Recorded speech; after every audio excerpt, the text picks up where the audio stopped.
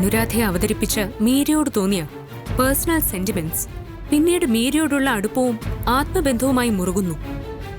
അവളെ മറ്റ് സിനിമാക്കാർക്ക് ആർക്കും വിട്ടുകൊടുക്കാൻ പറ്റാത്തത്ര സ്വാർത്ഥത ആ ബന്ധത്തിൽ ഉടലെടുക്കുന്നു. അതിനുവേണ്ടി ഋഷി ഉൾപ്പെടെയുള്ള സുഹൃത്തുക്കളുമായി പിണങ്ങുന്നു. മീരെ ആരുമറിയാതെ സ്വന്തം ചെലവിൽ വീടെടുത്ത് താമസിപ്പിക്കുന്നു. അവൾക്ക് വേണ്ടി പുതിയ സബ്ജക്റ്റ് ഉണ്ടാക്കുന്നു. പിന്നങ്ങനെ പലതും. ഇതിനിടയിൽ എപ്പോഴോ അനുരാധയുടെ സ്ഥാനം ഒരു മീരയ്ക്ക് പിന്നിലായി. ഒരു രണ്ടാം ഊഴക്കാരിയാകാനുള്ള താല്പര്യമില്ലാത്തതുകൊണ്ട് അനുരാധ സ്വയം ഒഴിവായി. സംഭവിച്ചത് ഇതൊക്കെയല്ലേ സർ? ഈ പറഞ്ഞതൊക്കെ അനുവിന്റെ മാത്രം കാഴ്ചപ്പാടിലുള്ള കാര്യങ്ങളാ. യാഥാർത്ഥ്യം അതൊന്നുമല്ല. പിന്നെ അനുരാധ സങ്കല്പിച്ചുണ്ടാക്കിയ കഥകളാണിതൊക്കെയെന്നാണോ? ഞാനൊന്ന് പറയട്ടെ അനു. മീരയോട് എനിക്കൊരു പേഴ്സണൽ സെന്റിമെന്റ്സ് ഉണ്ടായിരുന്നു എന്നുള്ളത് ഞാൻ നിഷേധിക്കുന്നില്ല. അത് താൻ പറഞ്ഞതുപോലെ അനുരാധ എന്ന കഥാപാത്രത്തിനോട് തോന്നിയ ഇഷ്ടത്തിന്റെ ഒരു എക്സ്റ്റൻഷൻ തന്നെ ആയിരിക്കാം. ആ കുട്ടിയുടെ സാഹചര്യം, ആ സാഹചര്യത്തെ മുതലെടുത്ത് അവളെ സിനിമയുടെ അഴുക്കുചാലിലേക്ക് വലിച്ചഴിക്കാൻ ചിലർ ശ്രമിക്കുന്നു എന്നൊരു തോന്നൽ. നമ്മളെ മാത്രം വിശ്വസിച്ച് സിനിമ പ്രൊഫഷനാക്കാൻ തീരുമാനിച്ച മീരയുടെ നിഷ്കളങ്കത, അങ്ങനെ ഒരുപാട് ഘടകങ്ങൾ മീരയോട് എനിക്ക് തോന്നിയ ഇഷ്ടത്തിന് പിന്നിലുണ്ട്. അതൊന്നും അനുരാധയോട് എനിക്ക് തോന്നിയ സ്നേഹത്തിനും ഇഷ്ടത്തിനും ഒപ്പമോ കൂടുതലോ ആയിരുന്നില്ല ഒരിക്കലും. പിന്നെ മീരയ്ക്ക് വേണ്ടി ഞാനൊരു വീട് ഏർപ്പാടാക്കി കൊടുത്ത കാര്യം നിന്നിൽ നിന്നും മറച്ചു വെച്ചു എന്നുള്ളത് സത്യമാ, സമ്മതിക്കുന്നു. അതിനും ന്യായീകരണം ഉണ്ടാവും സാറിന്. തീർച്ചയായും. മീരയോട് താൻ കാണിച്ചു തുടങ്ങിയിരുന്ന അസഹിഷ്ണുത എന്നെ വല്ലാതെ അലട്ടിയിരുന്നു. അതുകൊണ്ട് ആ തൽക്കാലത്തേക്ക് വീട് ഏർപ്പാടാക്കിയ കാര്യം താൻ അറിയണ്ടെന്ന് വിചാരിച്ചത്.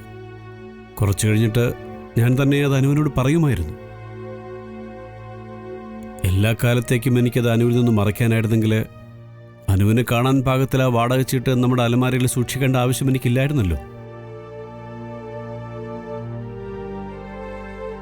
അനു, ഇത്രയൊക്കെ വിശദമായി ഞാൻ സംസാരിച്ചത് ഒരിക്കലും അനുവിനൊപ്പമല്ല മേരിയുടെ സ്ഥാനമെന്ന് തന്നെ ബോധ്യപ്പെടുത്താൻ വേണ്ടി മാത്രമാണ്. അനുവിനത് കൺവിൻസ്ഡ് ആയെങ്കിൽ എൻ്റെ ഒപ്പം വരാം. പിന്നെ ഋഷിക്ക് വേണ്ടി അനു സ്ക്രിപ്റ്റ് ചെയ്യുന്നതിലും എനിക്ക് വിരോധമൊന്നുമില്ല. അനുവിന് എൻ്റെ ഒപ്പം താമസിച്ചുകൊണ്ട് തന്നെ ആ വർക്ക് തുടങ്ങാം. ആ ഉദാരത്തിന് നന്ദിയുണ്ട് സാർ.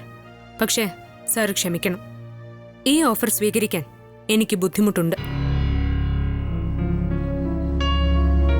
ഞാൻ വരാം, പക്ഷെ ഒറ്റ കണ്ടീഷൻ. ഇനി നമ്മൾ ഒരുമിച്ച് ജീവിക്കുന്നെങ്കിൽ മീരെ പൂർണ്ണമായും മാറ്റി നിർത്തണം നമ്മുടെ ലൈഫിൽ നിന്ന്.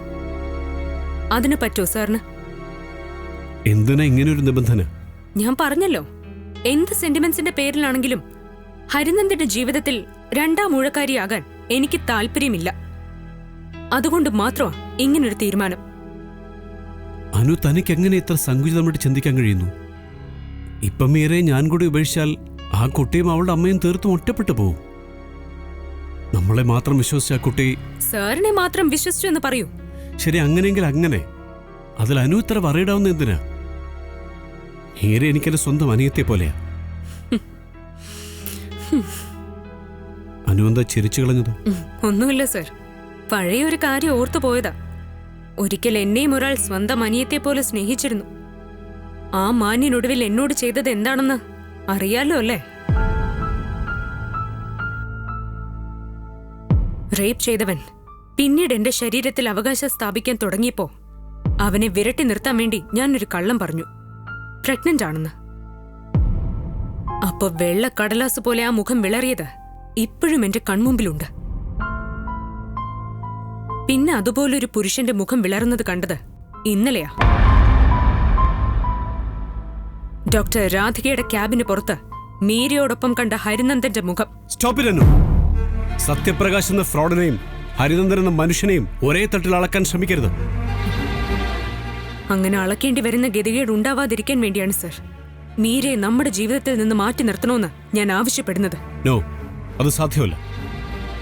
മീരയും കൊണ്ട് ഞാനൊരു ഗൈനക്കോളജിസ്റ്റിനെ കാണാൻ പോയിട്ടുണ്ടെങ്കിൽ അതിനർത്ഥം ഹരിനന്ദൻ അമ്മയും സഹോദരിയും തിരിച്ചറിയാൻ കഴിയാത്തവനാണ് എന്നല്ല. അതെന്തെങ്കിലും ബോധ്യപ്പെടുന്ന കാലത്ത് നീ എൻ്റെ അടുത്ത് വന്നാൽ മതി.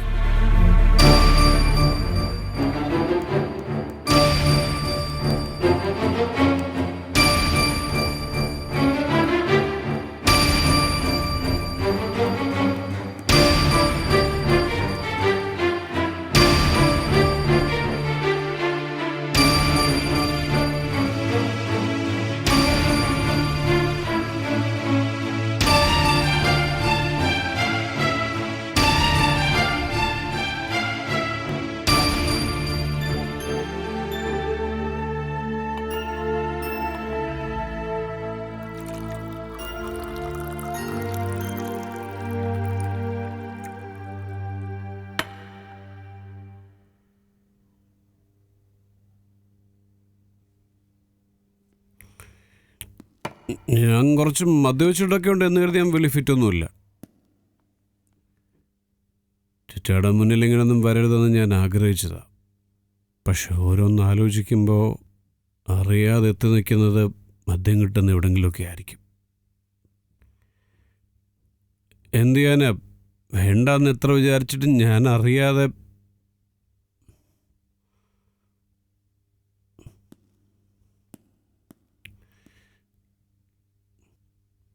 ഞാൻ പറഞ്ഞു സത്യവച്ചിട്ട് നാശത്തിലേക്കാണ് പോകുന്നതെന്ന് അറിഞ്ഞിട്ടും അതിൽ നിന്നും പിന്തിരിയാൻ എനിക്ക് തോന്നുന്നില്ല. എന്ന് കരുതി ഞാൻ അഡിക്റ്റൊന്നുമല്ല. ചിറ്റ നോക്കിയോ, ഞാൻ അതിൽ നിന്നെല്ലാം കരകയറും. എനിക്കതിനു മുമ്പേ നശിച്ച പ്രശ്നങ്ങളെല്ലാം ഒന്ന് അവസാനിക്കണം. പ്രശ്നങ്ങളെല്ലാം അവസാനിപ്പിച്ച് കുടി നിർത്താനിരിക്കുന്നവനെ തിരഒതുങ്ങിയിട്ട് വഞ്ചി ഇറക്കാൻ നിൽക്കുന്നവന്റെ അവസ്ഥയാവും. പിന്നെ നീ ഇപ്പൊ പറഞ്ഞല്ലോ അഡിക്റ്റ് അല്ല എന്നൊക്കെ. അതൊരു ലക്ഷണമൊത്ത മദ്യപാനിയുടെ പറച്ചില. ഞാൻ എന്ത് വേണമെന്ന് ചിറ്റ പറ. വേണ്ട, പറഞ്ഞ അനുസരിക്കാൻ മനസ്സ് കാണിക്കാത്തവനോടെ എന്തു പറഞ്ഞിട്ടും കാര്യമില്ല. ചിറ്റ പറഞ്ഞ എന്താ ഞാൻ അനുസരിക്കാതിരുന്നേ? അവളെ പോയി വിളിക്കണമെന്ന് പറഞ്ഞാൽ വിളിച്ചില്ലേ? ഞാൻ വിളിച്ചില്ലേ?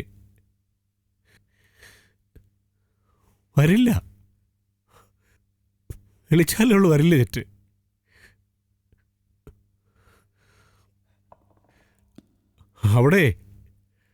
അവിടെ ഉദ്ദേശവും ലക്ഷ്യങ്ങളൊക്കെ വേറെയാ. അതിനുവേണ്ടി ഓരോ പ്രാവശ്യം ഓരോ ഡിമാൻഡ് വെച്ചുകൊണ്ടിരിക്കുക. അതൊന്നും അനുസരിക്കാൻ എന്നെ കിട്ടത്തില്ല. കിട്ടില്ല എന്നെ.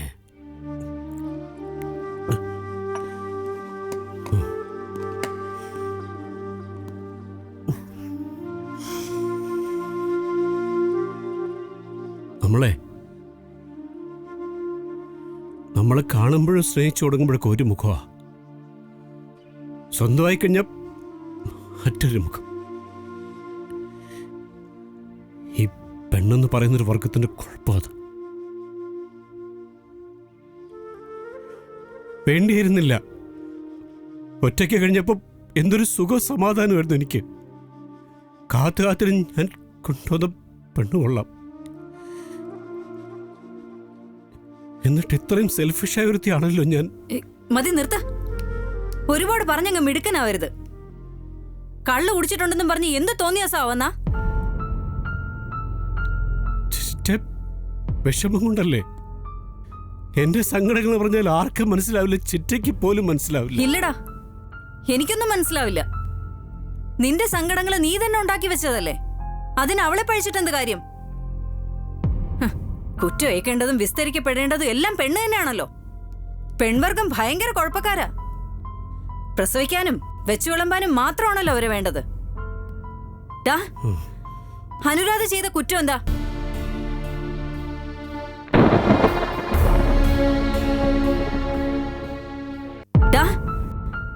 അനുരാധ ചെയ്ത കുറ്റം എന്താ?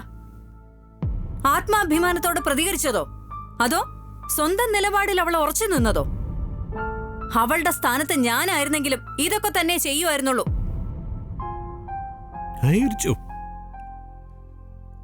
അല്ലെങ്കിലും ചിറ്റയ്ക്കൊന്നും അവളായിരുന്നല്ലോ ശരി. അവക്ക് വേണ്ടി ചിറ്റ പറയുന്നതെല്ലാം ഞാൻ അനുസരിച്ചില്ലേ? ജീവിതത്തിൽ ഞാൻ കാത്തു സൂക്ഷിച്ചിരുന്ന ആദർശങ്ങളും മൂല്യങ്ങളും എല്ലാം അവക്ക് വേണ്ടി ഞാൻ മാറ്റിവെച്ചില്ലേ? ചിറ്റ എപ്പോഴും അവളെയായിരുന്നല്ലോ ന്യായീകരിച്ചുകൊണ്ടിരുന്നത്. വിവാഹം കഴിക്കാതെ അവളുടെ കൂടെ താമസിക്കണമെന്ന് ചിറ്റ കൂടെ പറഞ്ഞിട്ടല്ലേ ചിറ്റ ഞാൻ സമ്മതിച്ചത്.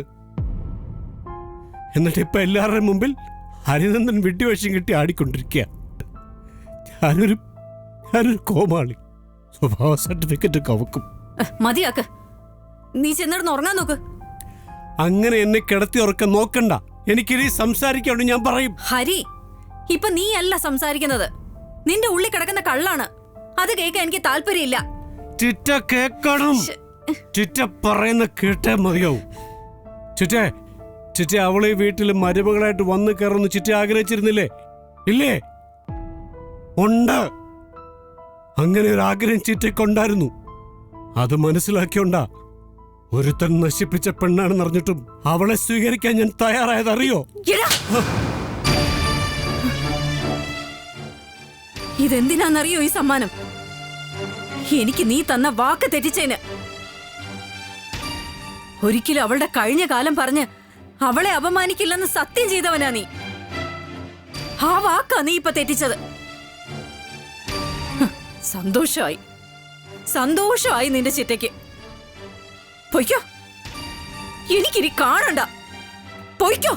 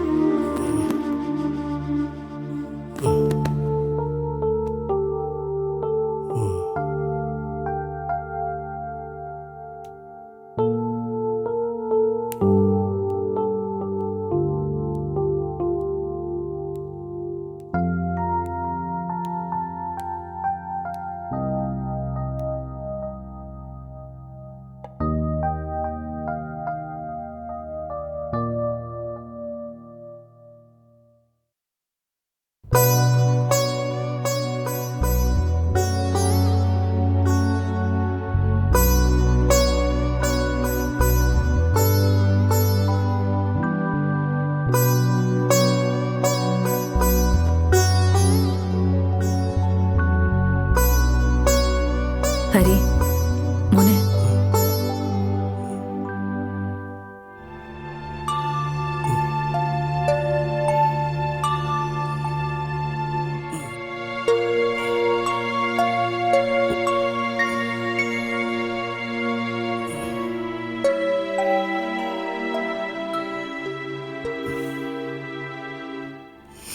ഉറക്കം മതിയായില്ലേ നിനക്ക്?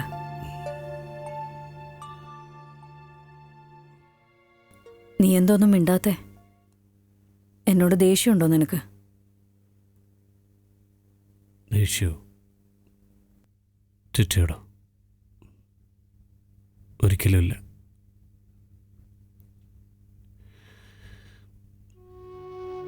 ചിറ്റയെ ഞാൻ ഇന്നലെ വല്ലാതെ വിഷമിപ്പിച്ചല്ലേ? ഇന്നലെ മാത്രമല്ലല്ലോ, കുറച്ച് ദിവസങ്ങളായി നീ അത് തന്നെയല്ലേ ചെയ്തുകൊണ്ടിരിക്കുന്നത്.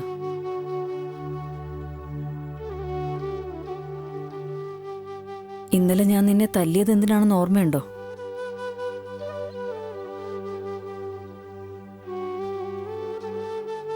അഞ്ചു വയസ്സുള്ളപ്പോൾ മുതൽ നീ എൻ്റെ കൂടെ കൂടിയതാ. അന്നു മുതൽ ഇന്നലെ ആ നിമിഷം വരെ ഒരു ചുള്ളിക്കമ്പ് കൊണ്ടുപോലും എനിക്ക് നിന്നെ തല്ലേണ്ടി വന്നിട്ടില്ല. പക്ഷെ ഇന്നലെ എൻ്റെ ഈ കൈകൊണ്ട് അത് വേണ്ടി വന്നു.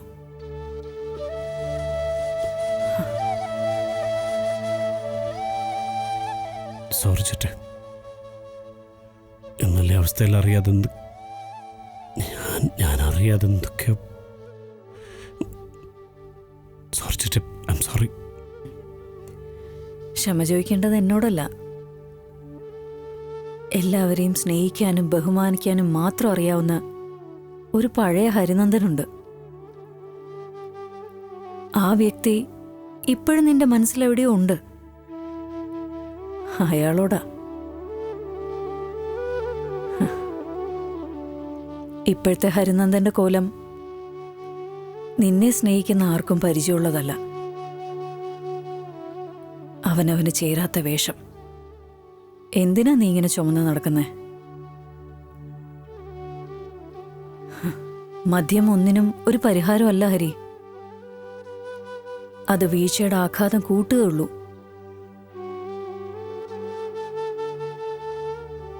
കഥകളിലായാലും സിനിമയിലായാലും എത്രയോ ജീവിതങ്ങൾ പകർത്തിയവനാ നീ. ആ നിനക്ക് ജീവിതം എന്താണെന്ന് ഞാൻ പറഞ്ഞു തരേണ്ട കാര്യമില്ലെന്നറിയാം. എന്നാലും പറയുക, മറ്റുള്ളവർക്ക് നമ്മളെക്കുറിച്ച് എന്നും നല്ലത് മാത്രം ഓർക്കാനും പറയാനും ഉള്ള അവസരം ഉണ്ടാക്കുമ്പോഴാ നമ്മുടെ ജീവിതത്തിനൊരർത്ഥം ഉണ്ടാവുന്നത്. ഇതുവരെയുള്ള നിന്റെ ജീവിതം അങ്ങനെയായിരുന്നു. പക്ഷേ ഇപ്പോ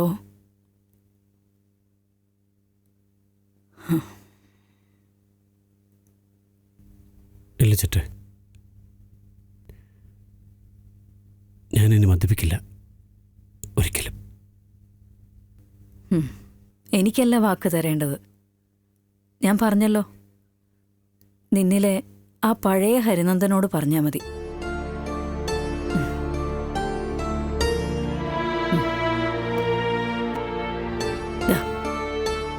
ചായ കുടിച്ചിട്ട് പോയി കുളിച്ചിട്ട് വാ, ഞാൻ കഴിക്കാൻ എടുക്കാം.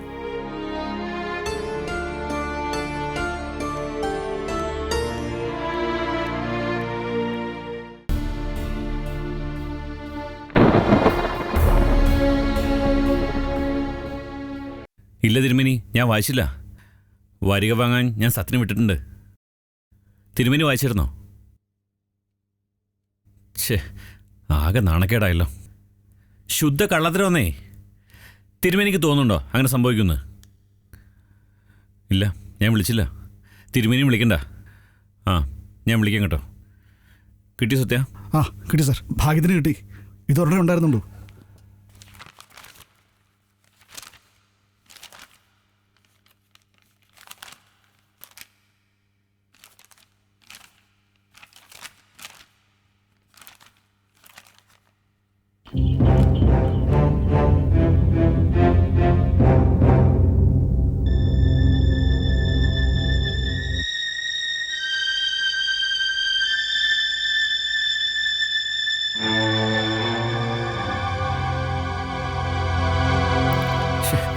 എന്തൊക്കെ ഈശ്വര ഈ പടച്ചു വിട്ടിരിക്കുന്നത്? ഇവനെ എങ്ങനെ പുറത്തിറങ്ങി നടക്കും? ആകെ നാണക്കേടായല്ലോ. എന്താ സാർ, എന്തൊരു എന്തൊക്കെ ഇതിൽ എഴുതി പിടിപ്പിച്ചിരിക്കുന്നു നോക്കിയേ. എത്ര പറഞ്ഞാലും അവൻ്റെ തല കയറത്തില്ലല്ലോ. അനുഭവിക്കട്ടെ, അല്ലാന്താ.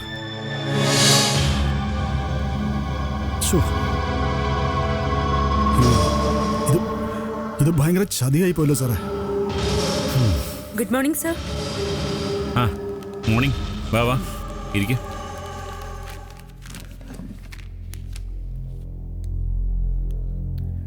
സത്യ, താനാണ് പോന്നു? ഞാൻ പുറത്തോട്ട് നിൽക്കേ, ഒരു കാര്യമുണ്ട്. സാർ തന്ന സിനോപ്സിസ് ഞാൻ വായിച്ചു. ആ കഥയ്ക്ക് ലോജിക്കലായ പല പ്രശ്നങ്ങളും ആദ്യ വായനയിൽ ഫീൽ ചെയ്തു. അത് എനിക്കും തോന്നിയിരുന്നു. എൻ്റെ ഒരു ഫ്രണ്ടിൻ്റെ സ്റ്റോറി ലൈനാ. അനുവിന് ജസ്റ്റ് ഒന്ന് വായിക്കാൻ തന്നേ ഉള്ളൂ. അത് ഇമ്പ്രസീവായിട്ട് എനിക്കും തോന്നിയില്ല. അനുവിൻ്റെ കയ്യിൽ ഡെവലപ്പ് ചെയ്യാൻ പറ്റിയ ത്രെഡ് വല്ലതും ഉണ്ടോ? 1-2 ത്രെഡ് മനസ്സിലുണ്ട് സർ. പക്ഷെ അതൊന്നും വായിക്കാൻ പാകത്തിന് എഴുതി വച്ചിട്ടില്ല.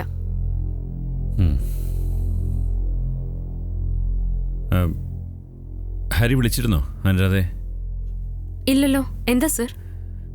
ഒന്നുമില്ല, ചുമ്മാ ചോദിച്ചെന്നേ ഉള്ളൂ. എന്നാലും പതിവില്ലാത്തൊരു ചോദ്യം. വാരികയിൽ ആ ഗോസിപ്പ് കോളം വന്നതുകൊണ്ടാണോ?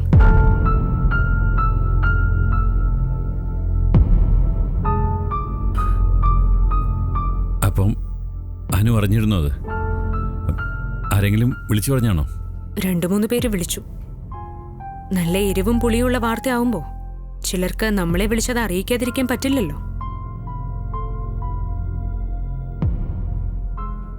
കേട്ടപ്പോ ആ വാർത്തയൊന്ന് വായിക്കണമെന്നുണ്ടായിരുന്നു.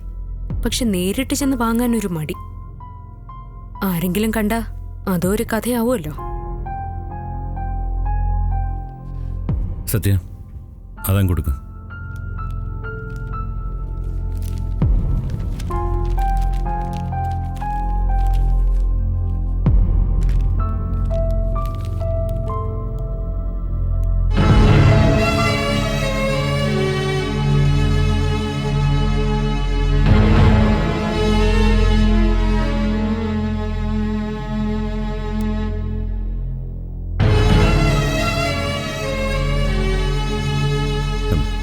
അനു ഇതൊന്നും വിശ്വസിക്കണ്ട കേട്ടോ.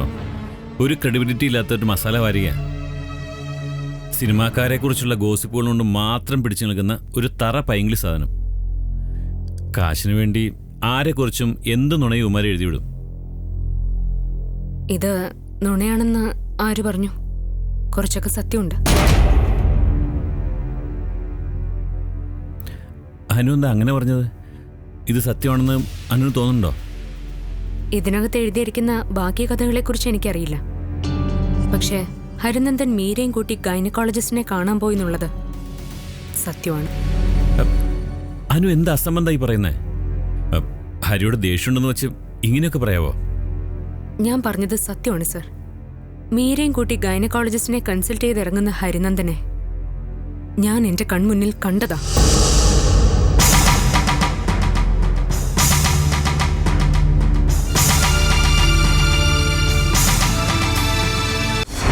എന്നെ അവിശ്വസിക്കുകയും അപമാനിക്കുകയും ചെയ്ത ഒരു പുരുഷന്റെ കുഞ്ഞിനെ പ്രസവിക്കാനും വളർത്താനും ഞാൻ തയ്യാറല്ല.